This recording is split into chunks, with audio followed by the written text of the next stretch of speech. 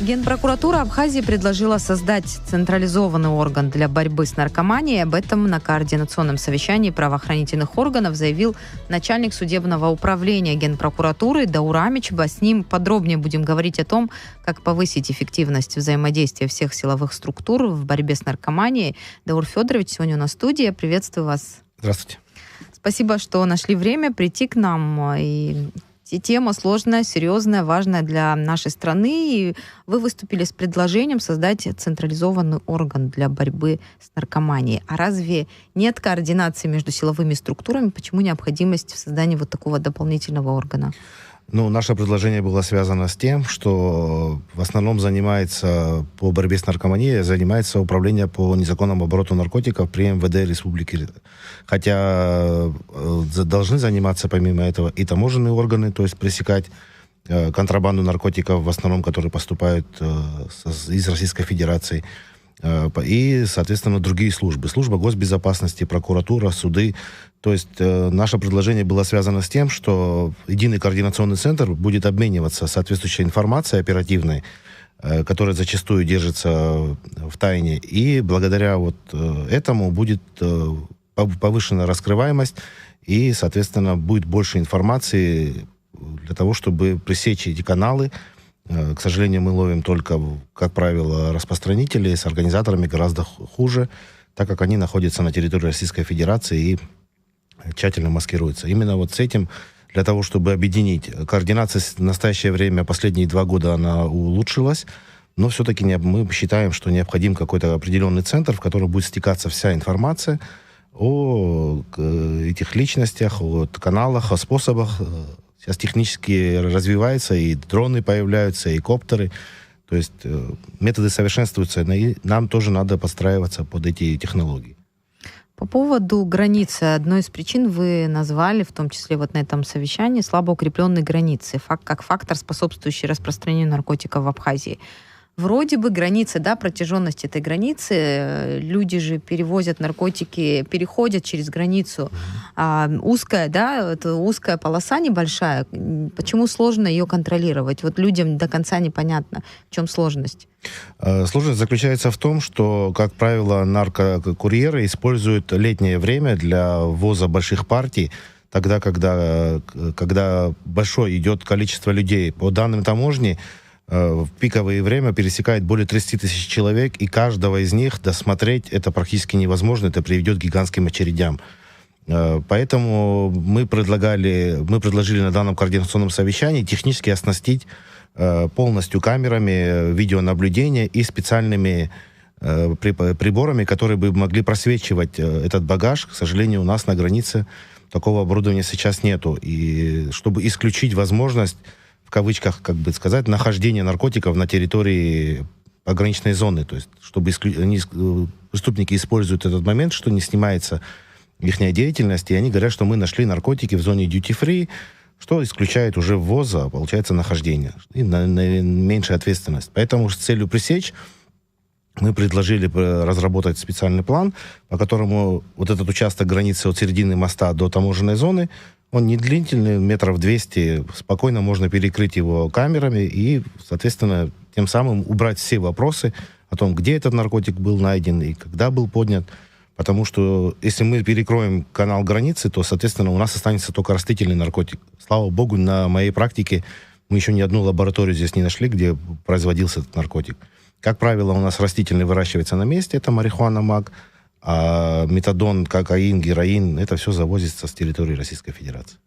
По поводу камер не совсем понятно, в чем сложность, потому что сейчас люди, обычные люди, как мы с вами, в подъездах могут камеры устанавливать и наблюдать круглосуточно за тем, что происходит. Камеры стоят на границе, но ни одна видеозапись, к сожалению, не попадает на материалы уголовного дела, поэтому может, это камеры ведомственные, может быть, это таможни, может быть, пограничников, мы не знаем. Поэтому мы предлагаем поставить камеры, которые бы получал доступ орган расследования и мог изымать... То есть вы это видео использовать не можете? Мы это видео не получаем в дела. То есть мы получаем оперативную информацию, но сами видеоматериалы о том, как этот человек переходил границу, в делах, как правило, нету.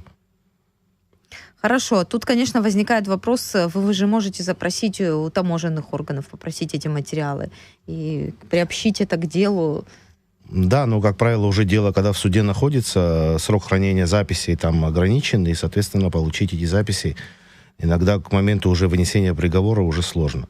Орган расследования должен тоже запрашивать эту информацию, но в материалах, первичных материалах этих записей нет. Есть акты личного досмотра, есть видеозаписи изъятия непосредственно у лица наркотического средства, а вот оперативная информация, как он заходил сюда, переходил, но вот, к сожалению, она... Вот, поэтому и были такие предложения, чтобы дополнить эти оперативные материалы и еще и подкрепить техническими средствами. Вот помимо технических возможностей, вы говорите, что их у нас сейчас нет, но есть же специально обученные собаки, которые могут искать наркотики. Вот почему бы, мне кажется, это такой легкий способ, который можно было бы у нас сейчас использовать. Да, в моем докладе тоже было указано о том, что необходимо рассмотреть вопрос о создании кинологической службы совместно с пограничной и таможенной службой. Но председатели этих ведомств сообщили, что ранее была такая практика, и очень затратный данный момент, потому что собака работает около часа, больше она, после этого длительно необходимо отдыхать. Она слушается только одного человека, который с ней руководит, поэтому, чтобы суточно создать смену, нужно иметь... 24. Да, ну, не 24, но как бы она отдыхает, и, ну, собак 5, 6, 7, она, которые будут работать круглосуточно. Это их необходимо содержать, их необходимо вольеры. Ну и как бы даже когда эта служба была, со слов таможенных органов, особой эффективности она не приносила, потому что, ну, либо люди знали, что есть собака, и не заходили. Ну, то есть единичные случаи, когда собака что-то находила. Поэтому... Ну, здорово же, если не заходили, знали бы, что есть такой контроль. Это что же выход из ситуации? Но сейчас как находят курьеров? Скорее всего, речь идет о курьерах. Вы сами говорили, что пока организаторов, крупных организаторов этого бизнеса поймать не удается. В данном случае, исходя из материалов уголовных дел, у нас прослеживается, что у оперативных служб есть либо информаторы, либо оперативная информация, источники, которые не раскрываются. Соответственно, они знают время, они знают фамилию курьера и как он выглядит, зачастую есть фотографии, и, соответственно, его встречают. Вот именно такого, чтобы вот выдергивали с толпы, вот человек там подозрительно выглядит, такого нету. Вот ранее тоже, в предыдущие годы, таможенная служба практически не было. Единичные случаи были, когда они задерживали контрабанду. Вот после того, как они наладили взаимодействие с МВД, по цифрам таможни 18 случаев контрабанды было пресечено. 4 из этих случаев были совместно с МВД. Что, конечно, очень радует, что таможенная служба тоже подключилась к этому, и изымаются крупные партии наркотических средств уже непосредственно на границе. Одну из проблем вы тоже назвали, подчеркнули, подтолкнули к этой мысли, что лица, употребляющие наркотики и психотропные вещества, категорически не должны работать в правоохранительной системе и системе управления государством. То есть то, что вы отметили вообще этот пункт, говорит о том, что такая проблема в стране существует. Ну, я лично таких случаев не знаю, но хотелось бы, во-первых, в первую очередь, такая проверка повысит авторитет ведомства в лице народа. То есть если мы будем ежегодно, полугода, раз в полгода будем проходить соответствующее медицинское обследование, по которым по результатам скажут, что вот в системе такого-то, такого-то нету наркоманов, то это повысит уровень нашего престижа. Но, вот, к сожалению, я работаю с 2000 года, я ни разу не проходил такого рода проверки, хотя готов в любое время дня и ночи это сделать. И это, я не говорю, что у нас есть наркоманы, но, к сожалению, исходя из общих слухов, как бы, ну, я не могу исключить такой возможности, что в правоохранительной системе есть сотрудники, которые там балуются, употребляют, либо чем-то... Вообще удивительно, да, когда ты устраиваешься на работу в силовые ведомства, ты должен предоставить справку о том, что ты не состоишь на учете в наркодиспансере, там, и в психиатрической больнице берешь. Ну, а потом же человек может пристраститься. Почему не проверяют, особенно в силовых ведомствах? Мы при принятии на работу, да, затребуем такие справки, но в последующем, то есть такой обязательной процедуры как бы нету. Только на выборных должностях, когда человек выдвигается там, в депутаты, в президенты, вице-президенты и так далее, на выборные должностях, соответственно, они обязательно должны пройти этот тест. Мы предлагаем, и сейчас, насколько мне известно, в МВД было закуплено соответствующее оборудование, и надеюсь, что в ближайшее время такого рода проверки станут систематическими. Поэтому я считаю, что человек, который борется с преступностью, не может быть частью этой преступности. Поэтому наше предложение было в таком, чтобы эти проверки были регулярными, не только в милиции, в прокуратуре, но и во всех государственных, которые принимают жизненно важные решения для нашей республики. Это как бы... А какая ответственность, на ваш взгляд, должна быть в отношении тех, кто, допустим, примут такие законы, такие будут обязательства, если все-таки кого-то уличат в том, что он употребляет наркотики? А не имеет никакой разницы, каким это лицо было. Нужна ли какая-то дополнительная ответственность у людей? Будет уголовная ответственность, соответственно, с правом запрета занимать определенные должности, со штрафными санкциями. В зависимости от размера будет и уголовная ответственность соответствующей части. Поэтому никакого иммунитета здесь нету ни у сотрудников МВД и прокуратуры. У нас, к сожалению, есть уголовные дела, где были в качестве подозреваемых и сотрудники милиции. Поэтому как бы здесь нету никакой защиты. Только... Разграничения делать не стоит между обычными гражданами? Нет, абсолютно. Я считаю, что никакая разница, если человек наркоман и распространяет наркотики, особенно если распространяет наркотики, абсолютно мне без разницы, в какой он погонах, каких он должностях, и учитывается только состояние здоровья, признание вины, его заслуги перед обществом, а все остальное это вторично. Обычным людям, мне кажется, наоборот, ответственность больше лежит на тех, у кого есть какой административный ресурс. Они же могут использовать и свои какие-то рабочие связи для решения, для распространения наркотиков, для решения своих задач. Поэтому со стороны кажется, что ответственность все-таки должна быть больше.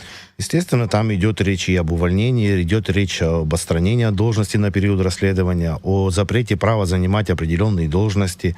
То есть мы, привлекая и осуждая этого человека после вступления приговора в законную силу, человек, получается, уже имеет определенный билет, по которому он не сможет вернуться в правоохранительную систему и вынужден будет заниматься обычной жизнью.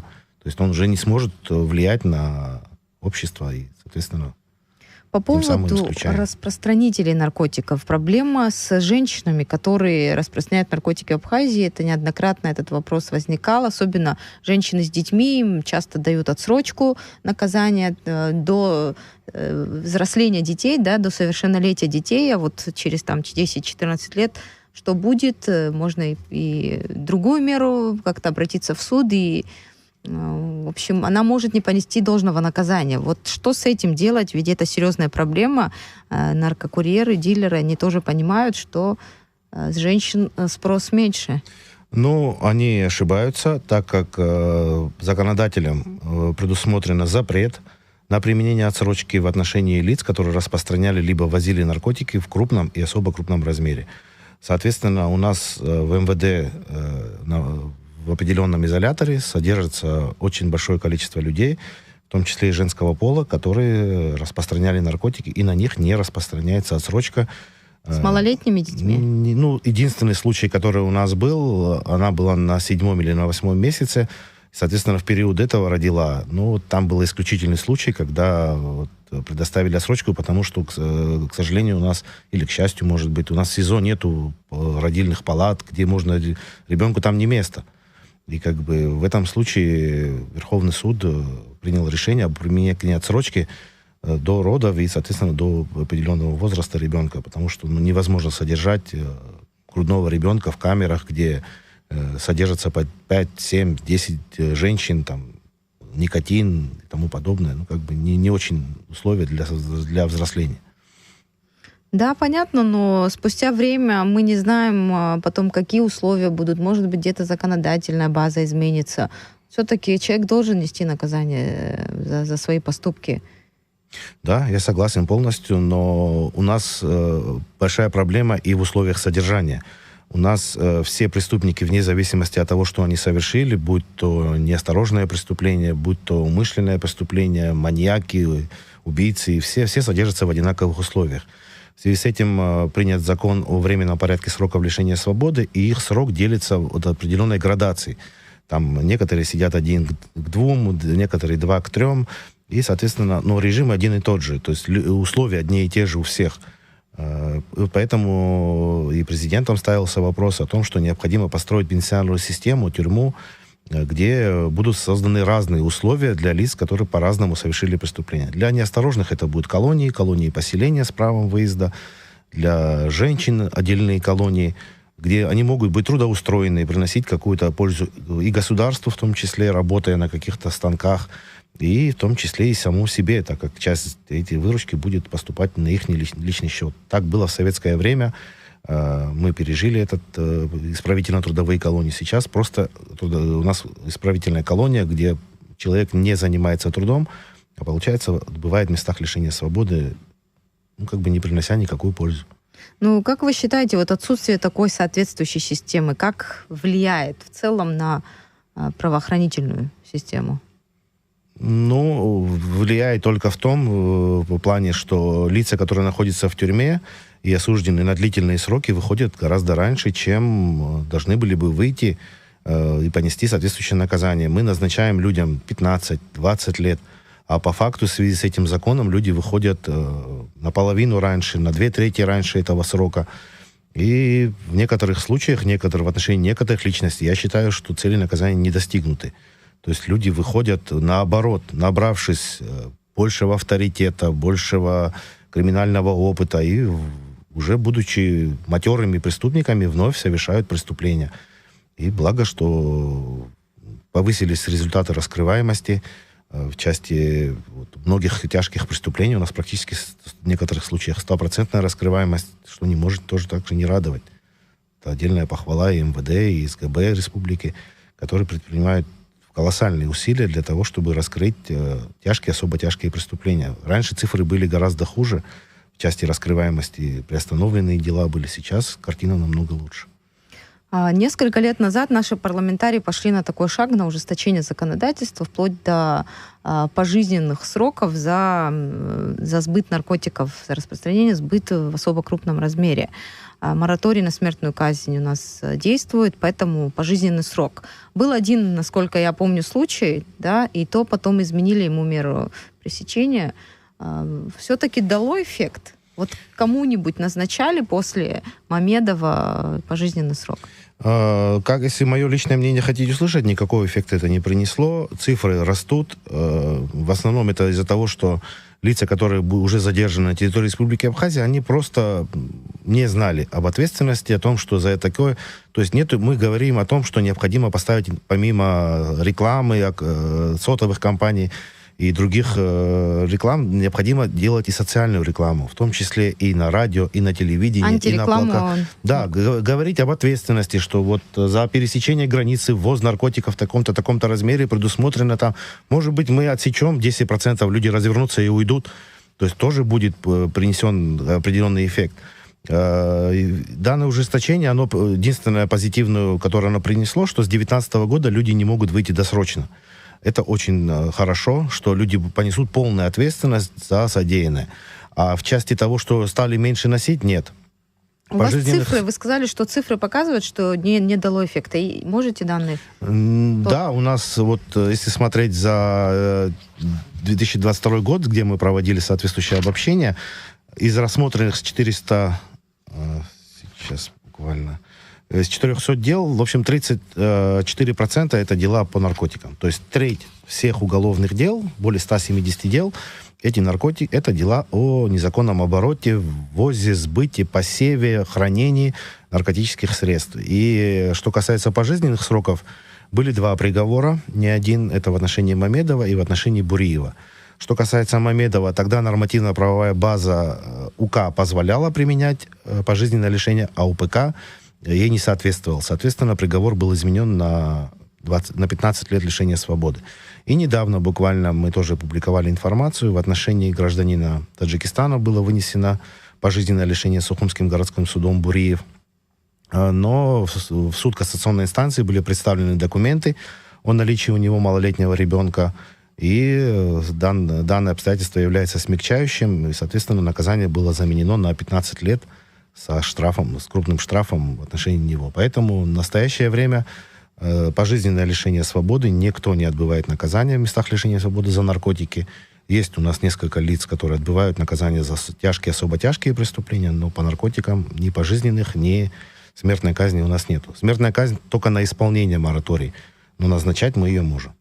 15 лет, вот вы 2 случая назвали, все-таки в итоге сколько они могут отсидеть? Есть ли у них возможность сократить срок по состоянию здоровья или по другим причинам? Только по состоянию здоровья, если будет соответствующее медицинское заключение комиссии МВД, что лицо не может содержаться в местах лишения свободы по определенным категории заболеваний, которые уже утверждены Кабинетом министров, только по этим основаниям в настоящее время возможно освобождение. Других условий, по которым бы освободился человек, ни условно-досрочно, ни заменить его наказание более мягким видом с 2019 года не предусмотрено. То есть это лица должны совершить преступление с 2019 года. Те, кто осужден был раньше, на них это правило не распространяется. Даур Федорович, а как вы отнеслись к смягчению наказания за употребление каннабиса, которое недавно приняли парламентарии? Считаете ли вы это правильным? Да, я считаю, что необходимо было разграничить потребление и отказ. Это плоскость не уголовного преследования, а плоскость административного права. И 15 суток, то есть человек, когда его задерживали, ему было без разницы либо отказаться, либо и так он получал 15 суток. В данном же случае человек в 5 раз подумает, потому что разница в 5 раз.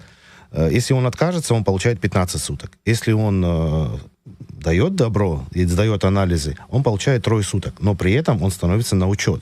Мы его регистрируем как лицо, употребляющее наркотическое средство. Соответственно, к нему могут быть подключены медицинские службы, психологи. То есть мы уже знаем, и лицо, в его анкетных данных уже будет информация, что он... А те лица, которые в настоящее время отказываются от прохождения медицинского освидетельствования, они никоим образом не попадают в базу. Они все ссылаются, что по физиологическим особенностям не смогли сдать в тот момент, соответственно, биоматериал. И эти люди у нас вытекают, просто выпадают из поля зрения. Их могут 50 раз привозить, 50 раз они получат соответствующее административное наказание, но как лицо употребляющее мы доказать не можем, потому что нет у нас заключения. Я позитивно отношусь к этому. Более того, там бытовало мнение о том, что надо смягчать в отношении лиц, которые употребляют, которые хранят в небольших количествах прямо. В данном случае я немножко противник этой теории, о том, что при этом в моем докладе мы предложили Кабинету министров, вынесли постановление координационного совещания. Одно из моих предложений было о том, чтобы смягчить ответственность за посев наркотиков. Санкция за посев 5 корней, чтобы зрители понимали, предусматривает наказание от 10 до 12 лет лишения свободы в местах строгого режима, колонии строгого режима. При этом за умышленное убийство от 6 до 12. То есть в данном случае легче убить человека, чем посеять 5 корней. И 5 корней, как правило, это не для распространения. У нас люди-инвалиды, бывшие участники войны, имеющие там туберкулез, гепатит. Люди пытаются таким образом снять себе боль. И, по моему мнению, за 5 корней давать 10 лет или 12 лет, а там, где человек убил умышленно и с особой жестокостью убил, давать 6 лет, я считаю неправильно. Даур Федорович, с другой стороны, есть медицинские работники, которые, если у человека испытывает боль из-за каких-то болезней, есть препараты для этого, да, и нет необходимости выращивать коноплю, каннабис. Не все имеют возможности приобретать эти аппараты. Как правило, эти наркотики выращивают в сельской местности, в деревнях, в заброшенных каких-то участках. Это имеется эффект привыкания, имеется эффект наркотизма, то есть какое-то блаженство получает человек, когда употребляет, забывается. Возможно, от медицинских препаратов такого эффекта нету. Мне сейчас сложно сказать, я ни то, ни другое. В законодательстве нашем вообще есть четкое разделение между хроническими, да, если так можно назвать, наркоманами, которые уже не могут, не в состоянии уже бросить, и теми, кто только-только начинает. Это что же надо разграничивать, если коротко отвечать на этот вопрос? В законодательстве нет такого понятия, как хронический. Мы можем направить лицо на принудительное лечение в рамках его отбывания наказания. То есть назначить ему дополнительный вид обязательств, где он должен пройти обязательное лечение от наркомании, если он зависим. Есть соответствующая экспертиза в деле, мы направляем данное лицо на принудительное лечение в стационар. Даур Федорович, спасибо большое, что пришли к нам в студию, ответили на наши вопросы.